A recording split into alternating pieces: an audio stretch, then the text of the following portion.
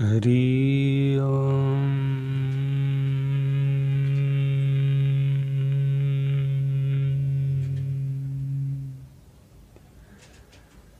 हरि ओम।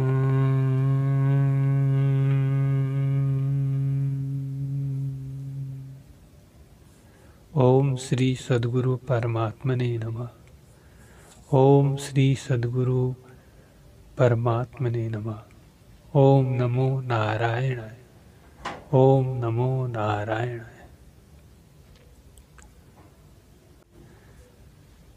श्री राम जी बोले, हे मुनीश्वर, दुख रूप बाल्य अवस्था के अनंतर युवा अवस्था आती है, सो नीच से ऊंचे चढ़ती है। वह भी उत्तम नहीं, अधिक दुखदायक है। जब युवा अवस्था आती है तब काम रूपी पिशाच आ लगता है। काम रूपी पिशाच युवा अवस्था रूपी गड्ढे में आ स्थित होता है, चित्त को फिराता है और इच्छा पसारता है। जैसे सूर्य के उदय होने से सूर्यमुखी कमल खिल जाता है और पंखुड़ियों को पसारता है, वैसे ही युवावस्था रूपी सूर्य उदय होकर चित्त रूपी कमल और इच्छा रूपी पंखुड़ी को पसारता है। फिर जैसे किसी को अग्नि के कुंड में डाल दिया हो और वह दुख पावे, वैसे ही काम के बस हुआ दुख पाता है। हे मुनीश्वर, जो कुछ विकार है सो सब युवावस्था में प्राप्त होते हैं। जैसे धनवान को देख के सब निर्धन धन की आशा करते हैं, वैसे ही युवा अवस्था देखकर सब दोस्त इकट्ठे होते हैं।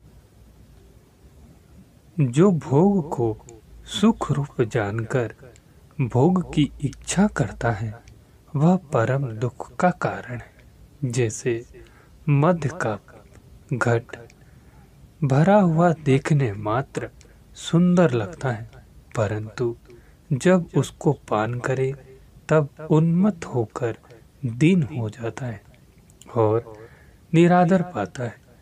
वैसे ही भोग देखने मात्र से सुंदर भासते हैं, परंतु जब इनको भोगता है तब तृष्णा से उन्मत्त और पराधीन हो जाता है। हे मुनीश्वर, यह काम, क्रोध, लोभ, मोह और अहंकार आदि सब चोर युवा अवस्था रूपी रात्रि को देखकर लूटने लगते हैं और आत्मज्ञान रूपी धन को ले जाते हैं। इससे जीव दीन होता है। आत्मानंद के वियोग से ही जीव दीन हुआ है। हे मुनीश्वर, ऐसे दुख देने वाली युवा अवस्था को मैं अंगीकार नहीं करता।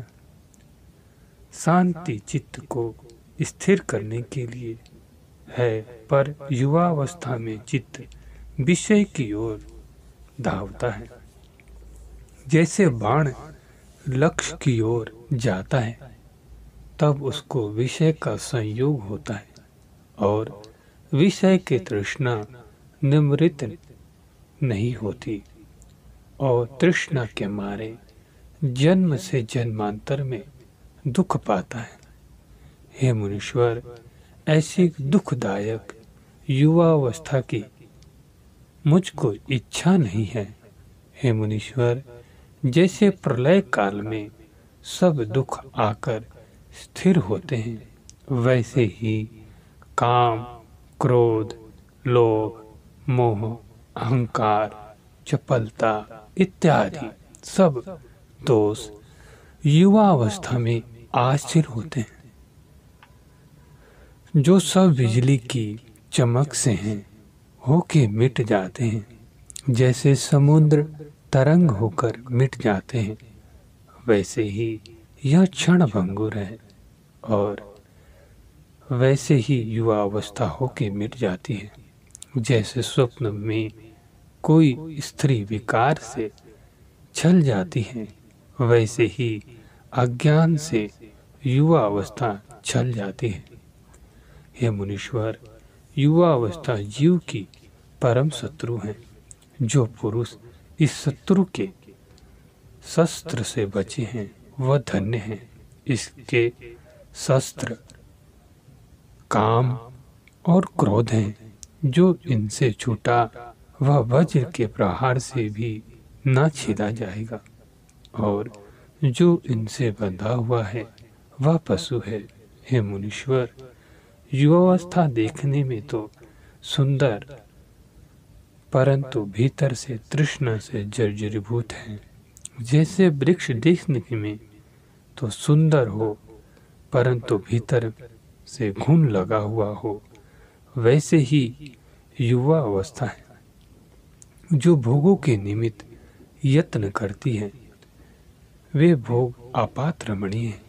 कारण यह है कि जब तक इंद्रियों और विषयों का संयोग है तब तक अविचार से भला लगता है, और जब वियोग होता है तब दुख होता है। इसलिए भोग करके मूर्ख प्रसन्न उन्मत्त होते हैं, उनको शांति नहीं होती। भीतर सदा तृष्णा रहती है और स्त्री में चित्त की आसक्ति रहती है। जब इष्ट वनिता का वियोग होता है तब उसको स्मरण करके जलता है। जैसे वन का वृक्ष अग्नि से जलता है, वैसे ही युवा अवस्था में इष्ट के वियोग से जीव जलता है। जैसे उन्मत्त हस्ती जंजीर से बंधता तो स्थिर होता है, कहीं जा नहीं सकता, वैसे ही काम रूपी हस्ती को जंजीर रूपी युवा अवस्था बंधन करती है। युवा अवस्था रूपी नदी है, उसमें इच्छा रूपी तरंग उठते हैं, वे कदाचित शांति नहीं पाते। हे मुनीश्वर, यह युवा अवस्था बड़ी दुष्ट है। बड़े बुद्धिमान, निर्मल और प्रसन्न पुरुष की बुद्धि को भी मलिन कर डालती है।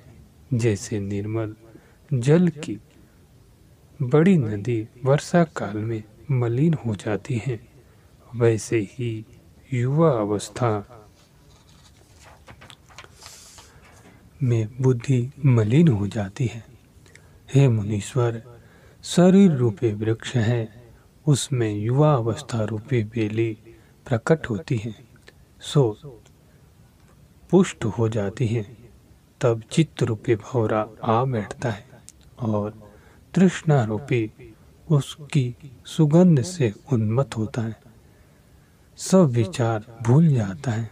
जैसे जब प्रबल पवन चलता है तब सूखे पत्तों को उड़ा ले जाता है, वैसे ही युवा अवस्था वैराग्य, संतोष आदि गुणों का अभाव करती है। दुख रूपी कमल का युवा अवस्था रूपी सूर्य है। इसके उदय से सब दुख प्रफुल्लित हो जाते हैं। इससे सब दुखों का मूल युवा अवस्था है। जैसे सूर्य के उदय से सूर्यमुखी कमल खिल जाते हैं, वैसे ही चित्त रूपी कमल संसार रूपी पंखुरी और सत्यता रूपी सुगंध से खिल जाती है, और तृष्णा रूपी भौरा उस पर आ बैठता है और विषय की सुगंध लेता है। हे मुनीश्वर, संसार रूपी रात्रि है, उसमें युवा अवस्था रूपी तारागण प्रकाशते हैं, अर्थात शरीर युवा अवस्था से सुशोभित होता है। जैसे धान के छोटे वृक्ष हरे तब तक रहते हैं जब तक उसमें फल नहीं आ जाता। जब फल आता है तब वृक्ष सूखने लगते हैं और अन्न परिपक्व होता है। वृक्ष की हरियाली नहीं रह सकती, वैसे ही जब तक जवानी नहीं आती तब तक शरीर सुंदर कोमल रहता है। जब जवानी आती है तब शरीर क्रूर हो जाता है और फिर परिपक्व होकर क्षीण और वृद्ध होता है। इससे हे मुनीश्वर, ऐसी दुख की मूल रूप युवा अवस्था की मुझको इच्छा नहीं। जैसे समुद्र बड़े जल से तरंगों को पसारता और उछालता तो भी मर्यादा नहीं त्यागता, क्योंकि ईश्वर की आज्ञा मर्यादा में रहने की है। और युवावस्था तो ऐसा है कि शास्त्र और लोक की मर्यादा मेट के चलती है और उसको अपना विचार नहीं रहता। जैसे अंधकार में पदार्थ का ज्ञान नहीं होता, वैसे ही युवावस्था में शुभाशुभ का विचार नहीं होता। जिसको विचार नहीं रहा उसको शांति कहाँ से हो। वह सदा व्याधि और ताप से जलता रहता है। जैसे जल के बिना मत्स्य को शांति नहीं होती, वैसे ही विचार बिना पुरुष सदा जलता रहता है। जैसे जल के बिना मत्स्य को शांति नहीं होती, वैसे ही विचार के बिना पुरुष सदा जलता रहता है। जब युवावस्था रूपी रात्रि आती है तब काम पिशाच आके गरजता है और यही संकल्प उठते हैं कि कोई कामी पुरुष आवे तो उसके साथ मैं यही चर्चा करूं कि हे मित्र, वह स्त्री कैसी सुंदर है और उसके कैसे कटाक्ष हैं, वह किस प्रकार मुझको प्राप्त हो। हे मुनीश्वर, इस प्रकार मैं वह सदा जलता ही रहता है। जैसे मरुस्थल की नदी को देख मृग दौड़ता है और जल की अप्राप्ति से जलता है, वैसे ही कामी पुरुष विषय की वासना से जलता है और शांति नहीं पाता। हे मुनीश्वर, मनुष्य जन्म उत्तम है, परंतु जिनके अभाग्य हैं उनको विषय से आत्मपद की प्राप्ति नहीं होती। जैसे किसी को चिंतामणि प्राप्त हो और वह उसका निरादर करे, उसका गुण ना जानकर डाल दे, वैसे ही जिस पुरुष ने मनुष्य शरीर पाकर आत्मपद नहीं पाया, वह बड़ा अभागी है और मूर्खता से अपने जन्म को व्यर्थ खो डालता है। वह युवावस्था में परम दुख का क्षेत्र अपने निमित्त बोता है और मान, मोह, मद इत्यादि विकारों से पुरुषार्थ का नाश करता है। हे मुनीश्वर, युवावस्था ऐसे बड़े विकारों को प्राप्त करती है जैसे नदी वायु से अनेक तरंग पसारती है, वैसे ही युवा अवस्था चित्त के अनेक कामों को उठाती है। जिसे पक्षी पंख से बहुत उड़ता है और जैसे सिंह भुजा के बल से पशु को मारने दौड़ता है, वैसे ही चित्त युवा अवस्था के विक्षेप की ओर धावता है। हे मुनीश्वर, समुद्र का तरना कठिन है क्योंकि उसमें जल अथाह है, उसका विस्तार भी बड़ा है और उसमें कच्छ, मच्छ, मगर भी बड़े बड़े जीव रहते हैं। पर मैं उसका तरना भी सुगम मानता हूँ, परंतु युवा अवस्था का तरना महाकठिन है। अर्थात युवा अवस्था में निर्दोष रहना कठिन है। ऐसी कंटक वाली युवा अवस्था में जो चलायमान नहीं होते, सो पुरुष धन्य है और बंधन करने योग्य है। हे मुनीश्वर, यह युवा अवस्था चित्त को मलिन कर डालती है। जैसे जल की बावली के निकट राख और कांटे हो और पवन चलने से सब आ बावली में गिर, वैसे ही पवन रूपी युवावस्था दोष रूपी धूल और कांटों को चित्त रूपी बावली में डाल के मलिन कर डालती है। ऐसे अवगुणों से पूर्ण युवावस्था की इच्छा मुझको नहीं। युवावस्था मुझ पर यही कृपा कर कि तेरा दर्शन ना हो। तेरा आना मैं दुख का कारण मानता हूँ। जैसे पुत्र के मरण का संकट पिता नहीं सह सकता और दुख का निमित्त नहीं देखता, वैसे ही तेरा आना मैं दुख का निमित्त नहीं देखता। इससे मुझ पर दया कर कि अपना दर्शन ना दे। हे मुनीश्वर, युवावस्था का तरना महाकठिन है। यौवनवान नम्रता संयुक्त नहीं होते और शास्त्र के गुण वैराग्य, विचार, संतोष और शांति इनमें भी संपन्न नहीं है। जैसे आकाश में वन होना आश्चर्य है, वैसे ही युवावस्था में वैराग्य, विचार, शांति और संतोष होना भी बड़ा आश्चर्य है। इससे आप मुझसे वही उपाय कहिए जिससे युवावस्था के दुख से मुक्ति होकर आत्मपद की प्राप्ति हो। हरि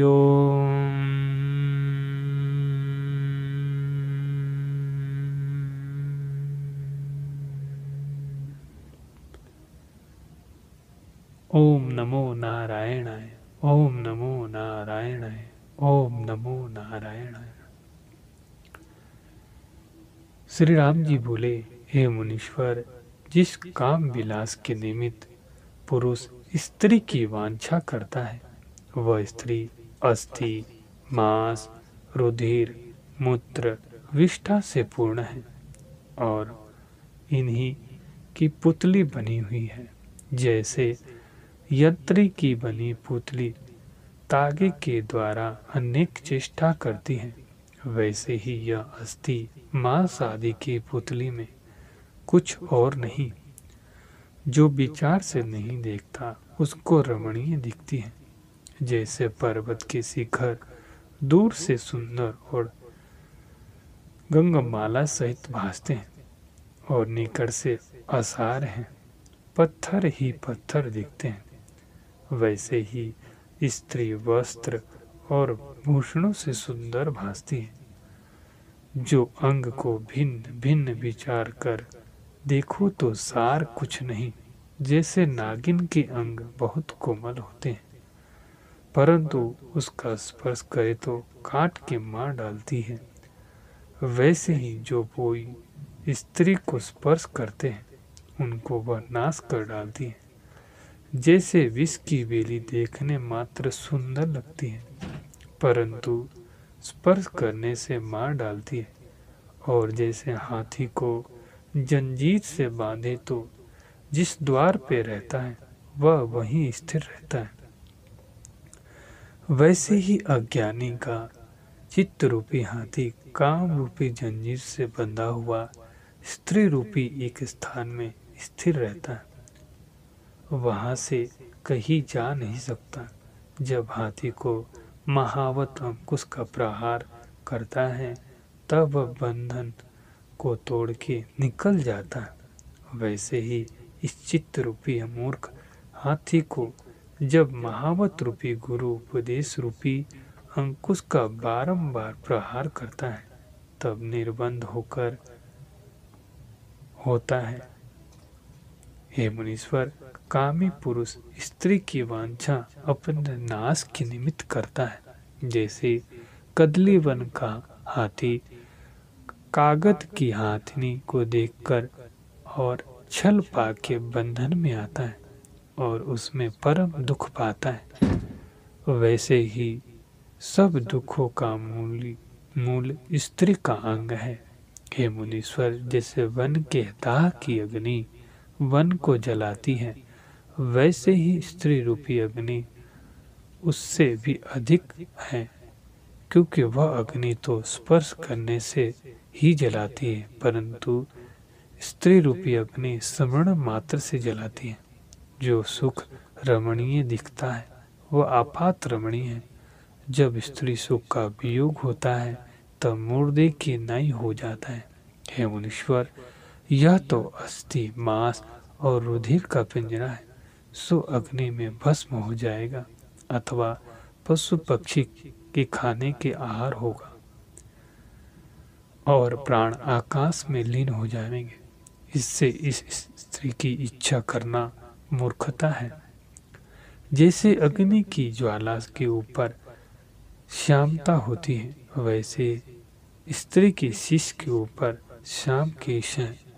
और जैसे अग्नि के स्पर्श करने से जलता है, वैसे ही स्त्री के स्पर्श करने से पुरुष जलता है। इससे जलना दोनों तुल्य है।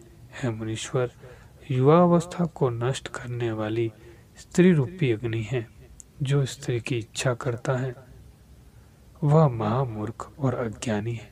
वह स्त्री अपने नाश के निमित्त करते हैं। जैसे पतंग अपने नाश के निमित्त दीपक की इच्छा करता है, वैसे ही कामी पुरुष अपने नाश के निमित्त स्त्री की इच्छा करता है।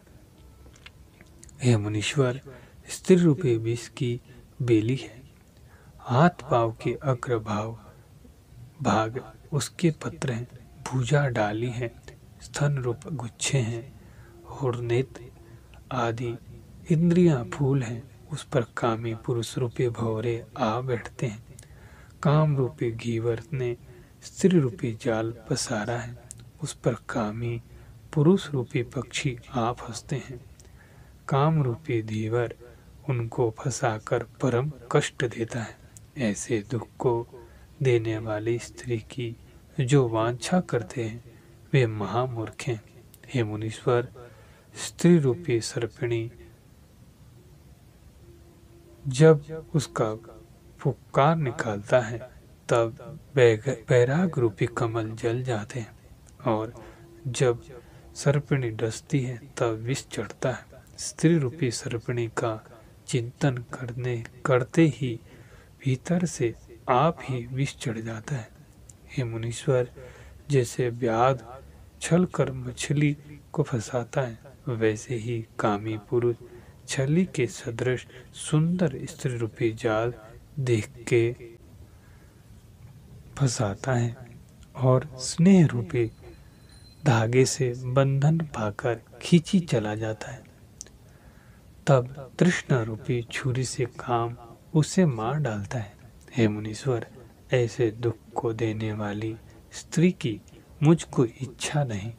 काम रूपी व्याध ने राग रूपी इंद्रियों से जाल बिछा कामी पुरुष रूपी मृगों को आसक्त कर डाला है। स्त्री की स्नेह रूपी डोरी है, उससे कामी पुरुष रूपी वैल बंधा है और स्त्री के मुख रूपी चंद्रमा को देखकर कामी पुरुष रूपी कमलिनी खिल जाती है।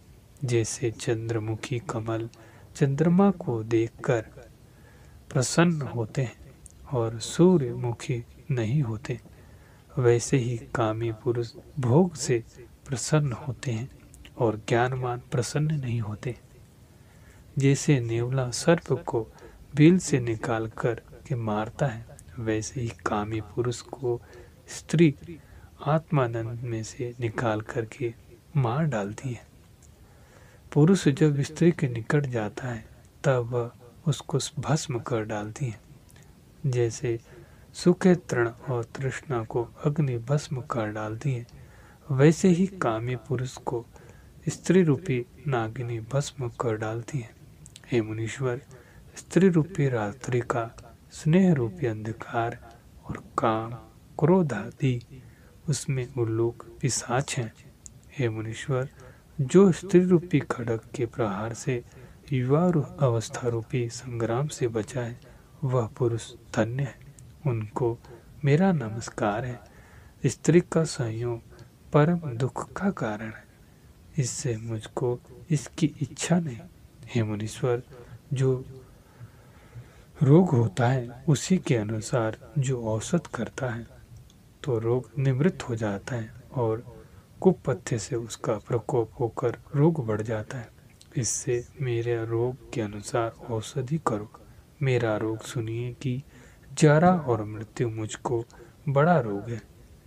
उसके नाश की औषधि मुझको दीजिए। स्त्री आदि सब भोग तो रोग की वृद्धि करता है। जैसे अग्नि में घृत डालिए तो बढ़ जाता है, वैसे ही भोग से जरा मृत्यु आदि रोग बढ़ते हैं।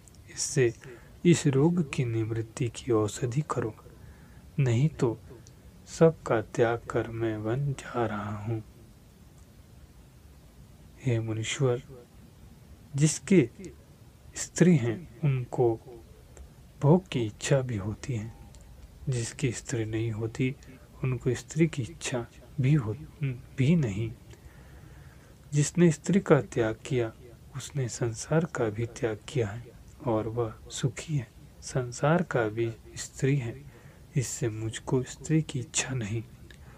मुझको वही औषधि दीजिए जिससे जरा मृत्यु आदि रोग निवृत्त हो। हरि ओम।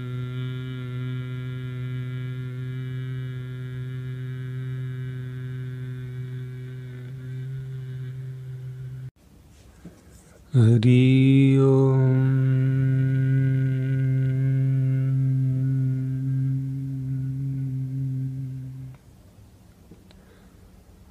ओम नमो नारायणाय। ओम नमो नारायणाय। ओम नमो नारायणाय। ओम नमो नारायणाय। श्री योग वशिष्ठ महारामायण। श्री राम जी बोले, हे मुनीश्वर, बालक अवस्था तो महाजड़ और असक्त है। जब युवा अवस्था आती है तब बाल्य अवस्था का ग्रास कर लेती है और उसके अनंतर जब वृद्धावस्था आती है शरीर जर्जरी भूत हो जाता है और बुद्धि क्षीण हो जाती है, फिर मृत्यु पाता है। हे मुनीश्वर, इस प्रकार अज्ञानी का जीना व्यर्थ है, कुछ अर्थ की सिद्धि नहीं। जैसे नदी के तट पर के वृक्ष जल के प्रवाह से जर्जरीभूत हो जाते हैं, वैसे ही वृद्धावस्था में शरीर जर्जरीभूत हो जाते हैं। जैसे पवन से पत्र उड़ जाते हैं, वैसे ही वृद्धावस्था से शरीर नाश पाता है। जितने कुछ रोग हैं वो सब वृद्धावस्था में आ प्राप्त होते हैं और शरीर कृश हो जाता है। उस समय स्त्री पुत्र आदि भी सब वृद्धा का त्याग कर देते हैं। जैसे पके फल को वृक्ष त्याग कर देता है, वैसे वृद्ध को कुटुंब त्याग कर देता है। और जैसे बावले को देख के सब हंस के बोलते हैं कि इसकी बुद्धि जाती रही है, वैसे ही इसको भी देख के हंसते हैं। जैसे कमल का फूल बर्फ पड़ने से जर्जरीभूत हो जाता है, वैसे ही जरा अवस्था में पुरुष जर्जरी भाव को प्राप्त होता है। शरीर कोबड़ा हो जाता है, केश श्वेत हो जाते हैं और शक्ति क्षीण हो जाती है। जैसे चीरकाल के बड़े वृक्ष में घून लगता है, वैसे ही इसमें कुछ शक्ति नहीं रहती। हे मुनीश्वर, और भी सब कृत्य क्षीण हो जाता है, परंतु एक आसक्ति मान रहती है। जैसे बड़े वृक्ष पर उल्लू आ रहते हैं, वैसे ही इसमें क्रोध शक्ति आ रहती है और सब शक्तियां क्षीण हो जाती हैं। हे मुनीश्वर, जरा अवस्था दुख का घर है। जब जरा अवस्था आती है तब सब दुख इकट्ठे होते हैं, उससे पुरुष महादीन हो जाते हैं। युवावस्था में जो काम का बल रहता है सो भी जरा में क्षीण हो जाता है। इंद्रियों की आसक्ति घट जाती है और उनकी चपलता का अभाव हो जाता है। जैसे पिता के निर्धन होने से पुत्र दीन हो जाता है, वैसे ही शरीर के निर्बल होने से इंद्रियां भी निर्बल हो जाती है। केवल एक तृष्णा बढ़ जाती है। हे मुनीश्वर, जब जरा रूपी रात्रि आती है तब खांसी रूपी सियार आकर शब्द करते हैं और आधी व्याधि रूपी उल्लूक आकर निवास करते हैं। हे मुनीश्वर, ऐसी नीच वृद्धावस्था की मुझको इच्छा नहीं। जैसे फल से वृक्ष झुक जाता है, वैसे ही बुढ़ापे से देह कुबड़ी हो जाती है। युवावस्था में स्त्री पुत्र आदि उसकी टहल करते थे, पर वही सब उसकी वृद्धावस्था में जैसे वृद्ध बैल वाला त्याग देता है, वैसे ही त्याग देते हैं। देख के हंसते हैं और अपमान करते हैं। उनको वह सब ऊंट की नाई भासता है। हे मुनीश्वर, ऐसे नीच अवस्था की मुझको इच्छा नहीं।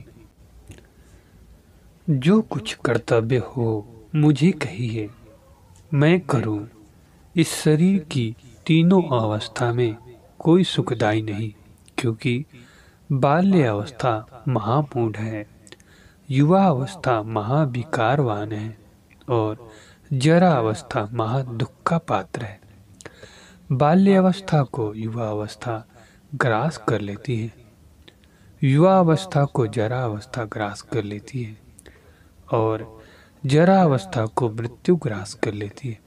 यह अवस्था सब अल्पकाल की है। इसके आश्रय से मुझको क्या सुख होगा? इससे आप मुझे वही उपाय बताइए जिससे इस दुख से मुक्त हो जाऊं। हे मुनीश्वर, जब जरा अवस्था आती है तब मरना भी निकट आता है। जैसे संध्या आने से रात्रि तत्काल आ जाती है और जो संध्या आने से दिन की इच्छा करते हैं वह मूर्ख है, वैसे भी जरा आने से जीने की आशा रखनी महामूर्खता है। हे मुनीश्वर, जैसे बिल्ली चिंतन करती है कि चूहा आवे तो पकड़ लूं, वैसे ही मृत्यु भी देखती है कि जरा अवस्था आवे तो मैं इसका ग्रास कर लूं। हे मुनीश्वर, यह परम नीच अवस्था है। यह जब आती है तब शरीर को जर्जरीभूत कर देती है, कांपने लगती है और शरीर को निर्बल और क्रूर कर देती है। जैसे कमल पर बर्फ की वर्षा हो और वह जर्जरीभूत हो जाए, वैसे ही यह शरीर को जर्जरीभूत कर डालती है। जैसे वन में बाघ आकर शब्द करते हैं और मृग का नाश करते हैं, वैसे ही खांसी रूपी बाघ आकर मृग रूपी बल का नाश करते हैं। हे मुनीश्वर, जब जरा आती है तब जैसे चंद्रमा के उदय से कमलिनी खिल जाती है, वैसे ही मृत्यु प्रसन्न होती है। यह जरा अवस्था बड़ी दुष्टा है। इसने बड़े बड़े योद्धाओं को भी दीन कर दिया। यद्यपि बड़े बड़े सूर संग्राम में शत्रुओं को जीतते हैं, पर उनको भी जरा ने जीत लिया। जो बड़े बड़े पर्वतों को चूर कर डालते हैं, उनको भी जरा पिशाचिनी ने महादीन कर दिया। इस जरा रूपी राक्षसी ने सबको दीन कर दिया। यह सबको जीतने वाली है। हे मुनीश्वर, जैसे वृक्ष में अग्नि लगती है और उसमें घूम निकलता है, वैसे ही शरीर रूपी वृक्ष में से जरा रूपी अग्नि लगकर तृष्णा रूपी धुआं निकालता है। जैसे डिब्बे में बड़े रत्न रहते हैं, वैसे ही जरा रूपी डिब्बे में दुख रूपी अनेक रत्न रहते हैं। जरा रूपी बसंत ऋतु है, उससे शरीर रूपी वृक्ष दुख रूपी रस से युक्त होता है।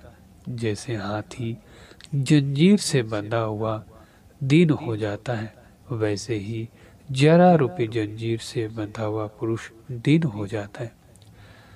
उसके सब अंग शिथिल हो जाते हैं, बल क्षीण हो जाता है, इंद्रियां भी निर्बल हो जाती हैं, और शरीर जर्जरी भाव को प्राप्त होता है। परंतु तृष्णा नहीं घटती, वह नित्य बढ़ती चली जाती है। जैसे रात्रि आती है तब सूर्यवंशी कमल सब मूंद जाते हैं और पिशाचनी आ विचरने लगती है और प्रसन्न होती है। वैसे ही जरा रूपी रात्रि आने से सब शक्ति रूप कमल मूंद जाते हैं, तृष्णा रूपी पिशाचनी प्रसन्न होती है। हे मुनीश्वर, जैसे गंगा के तट के वृक्ष गंगा के वेग से जर्जरीभूत हो जाते हैं, वैसे ही जो यह आयु रूपी प्रवाह चलता है उसके वेग से शरीर जर्जरीभूत हो जाता है। जैसे मांस के टुकड़े को देख आकाश से उड़ती चील नीचे आकर ले जाती है, वैसे ही जरा रूपी अवस्था में शरीर रूपी मांस को काल ले जाता है। हे मुनीश्वर, यह तो काल का ग्रास बना हुआ है। जैसे वृक्ष को हाथी खा जाता है, वैसे ही जरा रूपी शरीर को काल देख के खाता है। हरि ओम, हरि ओम।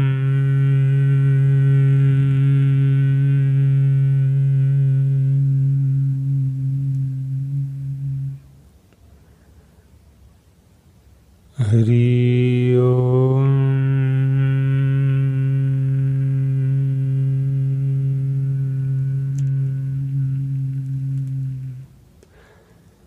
ओम श्री सद्गुरु परमात्मने नमः। ओम नमो नारायणाय, ओम नमो नारायणाय, ओम नमो नारायणाय। श्री वशिष्ठ महारामायण। श्री राम जी बोले कि हे मुनीश्वर, संसार रूपी गड्ढा है, उसमें अज्ञानी गिरा है, पर संसार रूपी गड्ढा तो अल्प है और अज्ञानी बड़ा हो गया है। संकल्प विकल्प की अधिकता से बढ़ा है। जो ज्ञानवान पुरुष हैं वह संसार को मिथ्या जानता है और संसार रूपी जाल में नहीं फंसता, और जो अज्ञानी पुरुष हैं वह संसार को सत्य जानकर उसकी आस्था रूपी जाल में फंसता है और भोगों की वांछा करता है। वह ऐसा है जैसे दर्पण में प्रतिबिंब देखकर बालक पकड़ने की इच्छा करता है, वैसे ही अज्ञानी संसार को सत्य जानकर जगत के पदार्थ की वांछा करता है कि यह मुझे प्राप्त हो और वह ना हो। यह सब सुख नाशात्मक है और अभिप्राय यह है कि आते हैं और जाते हैं, स्थिर नहीं रहते। इनको काल ग्रास करता है। जैसे पक्के अनार को चूहा खा जाता है, वैसे ही सब पदार्थों को काल खाता है। हे मुनीश्वर, यह सब पदार्थ काल ग्रसित हैं। जैसे नेवला सर्प को भक्षण कर जाता है, वैसे ही बड़े बड़े बलि सुमेरु ऐसे गंभीर पुरुषों को काल ने ग्रसित किया है। संसार रूपी एक गुलर का फल है, उसमें मज्जा ब्रह्मा अधिक है और उसका वन ब्रह्म रूप है। उस ब्रह्म रूप वन में जितने वन हैं सो सब इसका आहार है। यह काल सबको भक्षण कर जाता है। हे मुनीश्वर, यह काल बड़ा बलिष्ठ है। जो कुछ देखने में आता है सो सब इसने ग्रास कर लिया। हमारे जो बड़े ब्रह्मादिक हैं उनको भी काल ग्रास कर जाता है, तो और का क्या कहना। जैसे सिंह का मृग का ग्रास कर लेता है। काल किसी से जाना नहीं जाता। क्षण, घड़ी, प्रहर, दिन, मास और वर्ष आदि से जानिए सोई काल है, और काल की मूर्ति प्रकट नहीं होती। यह किसी को स्थिर नहीं होने देता। एक बेली काल ने पसारी है, उसकी त्वचा रात्रि है और फूल दिन है, और जीव रूपी भंवरे उस पर आ बैठते हैं। हे मुनीश्वर, जगत रूपी गुलर का फल है, उसमें जीव रूपी बहुत मच्छर रहते हैं। जैसे तोता अनार का भक्षण करता है, वैसे ही काल उस फल का भक्षण करता है। जगत रूपी वृक्ष है, जीव रूपी उसके पत्र हैं, काल रूपी हस्ती उसका भक्षण कर जाता है। शुभ अशुभ रूपी भंवरे को काल रूपी सी छेद छेद के खाता है। हे मुनीश्वर, यह काल महाक्रूर है, किसी पर दया नहीं करता, सबको खा जाता है। जैसे मृग सब कमलों को खा जाता है, उससे कोई नहीं बचता, वैसे ही काल भी सबको खाता है। परंतु एक कमल बचा है, उस कमल के शांति और मैत्री अंकुर है और चेतना मात्र प्रकाश है। इस प्रकार वह बचा है। काल रूपी मृग इस तक नहीं पहुंच सकता, बल्कि इसमें प्राप्त हुआ काल भी लीन हो जाता है। जो कुछ प्रपंच है सो सब काल के मुख में है। ब्रह्मा, विष्णु, रुद्र, कुबेर आदि सब मूर्ति काल की धरी हुई है। यह उनको भी अंतर्धान कर देता है। हे मुनीश्वर, उत्पत्ति, स्थिति और प्रलय सब काल से ही होते हैं। अनेक बेर इसने महाकल्प का भी ग्रास किया है और अनेक बेर करेगा। काल को भोजन करने से तृप्ति कदाचित नहीं होती और कदाचित होने वाली भी नहीं। जैसे अग्नि घृत की आहुति से तृप्त नहीं होता, वैसे ही जगत और सब ब्रह्मांड का भोजन करके भी काल तृप्त नहीं होता। इसका ऐसा स्वभाव है कि इंद्र को दरिद्र कर देता है और दरिद्र को इंद्र कर देता है। सुमेरु को राई बनाता है और राई को सुमेरु करता है। सबसे बड़े ऐश्वर्यवान को नीच कर डालता है और सबसे नीच को ऊंच कर डालता है। बूंद को समुद्र कर डालता है और समुद्र को बूंद करता है। ऐसी शक्ति काल में है। यह जीव रूपी मच्छरों का शुभ अशुभ कर्म रूपी छुरे से छेदता रहता है। काल रूपी चक्र जीव रूपी हंडिया की शुभ अशुभ कर्म रूपी रस्सी से बांधकर फिराता है और जीव रूपी वृक्ष को रात्रि और दिन रूपी कुल्हाड़े से छेदता है। हे मुनीश्वर, जितना कुछ जगत विलास भासता है, काल सबको ग्रास कर लेता है। जीव रूपी रत्न का काल डब्बा है, सो सबको अपने उदर में डालता जाता है। काल यूं खेल करता है कि चंद्र सूर्य रूपी गेंद को कभी ऊर्ध्व को उछालता है और कभी नीच डालता है। जो महापुरुष हैं वह उत्पत्ति प्रलय के पदार्थ में से किसी के साथ स्नेह नहीं करता और उसका काल भी नाश नहीं कर सकता। जैसे मुंड की माला महादेव जी के गले में धारे हैं, जैसे मुंड की माला महादेव जी गले में धारे हैं, वैसे ही यह भी जीवों की माला गले में डालता है। हे मुनीश्वर, जो बड़े बलिष्ठ हैं उनको भी काल ग्रास कर लेता है। जैसे समुद्र बड़ा है उसको बलवान पान कर लेता है, और जैसे पवन भोजपत्र को उड़ाता है, वैसे ही काल का भी बल है। किसी की सामर्थ्य नहीं जो इसके आगे स्थिर रहे। हे मुनीश्वर, शांति गुण प्रधान देवता, रजोगुण प्रधान बड़े राजा और तमोगुण प्रधान दैत्य और राक्षस हैं। उसमें किसी को सामर्थ्य नहीं जो इसके आगे स्थिर रहे। जैसे तौली में अन्न और जल भर के अग्नि पर चढ़ा देने से अन्न उछलता है, और वह अन्न के दाने करछी से कभी ऊपर कभी नीचे फिर जाता है, वैसे ही जीव रूपी अन्न के दाने जगत रूपी तौली में बढ़े हुए हैं। राग द्वेष रूपी अग्नि पर चढ़े हैं और कर्म रूपी करछी से कभी ऊपर जाते हैं, कभी नीचे आते हैं।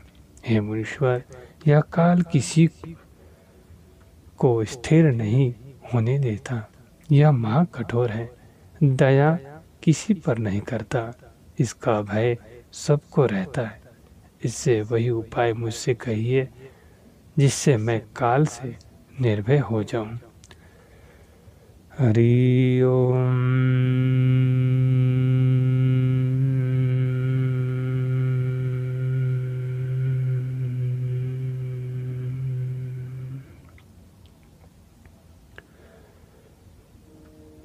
श्री राम जी बोले कि हे मुनीश्वर, यह काल बड़ा बलिष्ठ है। जैसे राजा के पुत्र शिकार खेलने जाते हैं तो वन में बड़े बड़े पशु पक्षी उनसे दुख पाते हैं, वैसे ही यह संसार रूपी वन है, उसमें प्राणी मात्र पशु पक्षी हैं।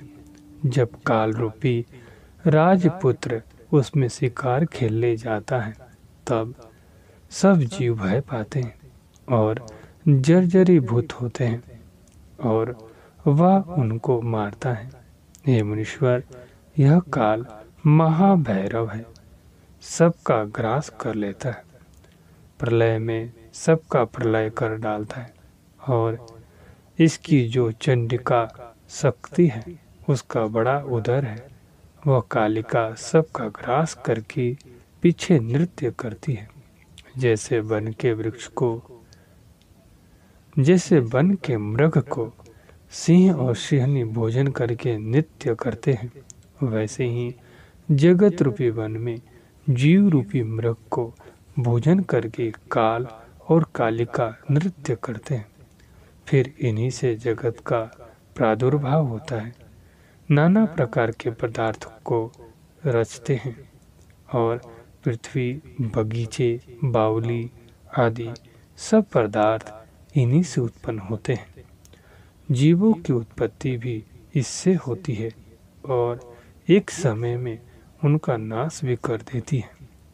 समुद्र रच के फिर उसमें अग्नि लगा देती है, और सुंदर कमल को बनाकर फिर उसके ऊपर बर्फ की वर्षा करती है। जहाँ बड़े बड़े स्थान बसते हैं उनको उजाड़ डालती है, और फिर उजाड़ में बस्ती करती है और नाश भी करती है। किसी को स्थिर नहीं रहने देती। जैसे बाग में बानर आकर वृक्ष को ठहरने नहीं देता, वैसे ही काल रूपी बानर किसी पदार्थ को स्थिर नहीं रहने देता।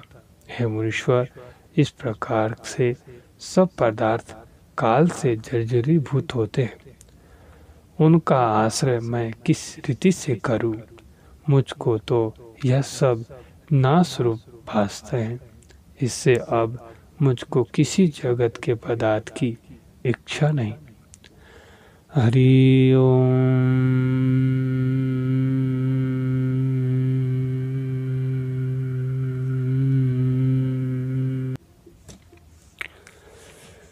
श्री राम जी बोले कि हे मुनीश्वर, इस काल का महापराक्रम है।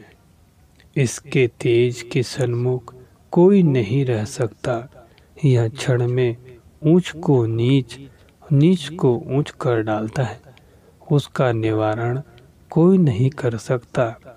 सब उसी के भय से कांपते हैं। यह महाभैरव है, सब विश्व का ग्रास कर लेता है। इसकी चंडिका रूप शक्ति है, वह अति बलवान है और नदी रूप है, उसका उल्लंघन कोई नहीं कर सकता। महाकाल रूपी काली है, उसका बड़ा भयानक आकार है। काल रूपी जो रुद्र है, उससे अभिन्न रूपी कालिका है। वह उसका पान करके पीछे भैरव और भैरवी नृत्य करते हैं। उस काल और कालिका का बड़ा आकार है। उसका आकाश, शीश, पाताल में चरण है और 10 दिशा भुजा है। सप्त समुद्र उसके हाथ के अंग है। संपूर्ण पृथ्वी रूप उसके हाथ में पात्र हैं और उस पर जो जीव है वह भोजन के योग्य है। हिमालय, सुमेरु पर्वत दोनों कानों की कुंडल हैं। चंद्रमा और सूर्य उसके दोनों लोचन हैं और सब तारागण उसके मस्तक में बिंदु हैं। काल के हाथ में त्रिशूल और मूसल आदि शस्त्र हैं और कालिका के हाथ में तात रूपी फांसी है, उससे जीवों को मारती है। ऐसी कालिका देवी सब जीवों का ग्रास करके महाभैरव के आगे नृत्य करती है, हठास शब्द करती है और जीवों को भोजन करके उनकी मुंड माला गले में धारण करती है। भैरव के सन्मुख रहने की किसी में शक्ति नहीं। जहाँ उजाड़ है वहाँ क्षण में बस्ती कर डालता है और जहाँ बस्ती है वहाँ क्षण में उजाड़ कर डालता है। इसी से उसका नाम देव है। वह बड़े बड़े पदार्थों को उत्पन्न और नष्ट करता है, स्थिर किसी को नहीं रहने देता। इससे इसका नाम कृतांत है और नित्य रूप भी यही है, क्योंकि इसका परिणाम अनित्य है। इसी से इसका नाम कर्म है। जब अभाव रूपी धनुष हाथ में धरता है तो उससे राग द्वेष रूपी बाण चलता है और उस बाण से जर्जरीभूत करके नाश करता है। जैसे बालक मृतिका की सेना बनाता है और उठाकर नष्ट भी कर देता है, वैसे ही काल को उपजाने और नष्ट करने में कुछ यत्न नहीं करना पड़ता। हे मुनीश्वर, काल रूपी धीवर है और उसने क्रिया रूपी जाल पसारा है। उसमें जीव रूपी पंछी फंसते हैं, सो फंसे हुए शांति नहीं पाते। हे मुनीश्वर, यह तो सब नासुर पदार्थ हैं। इसमें आश्रय किसका करूं कि जिसमें सुख हो। यह तो स्थावर जंगम जगत सब काल के मुख में है। यह सब नाश रूप मुझको दृष्टि आता है।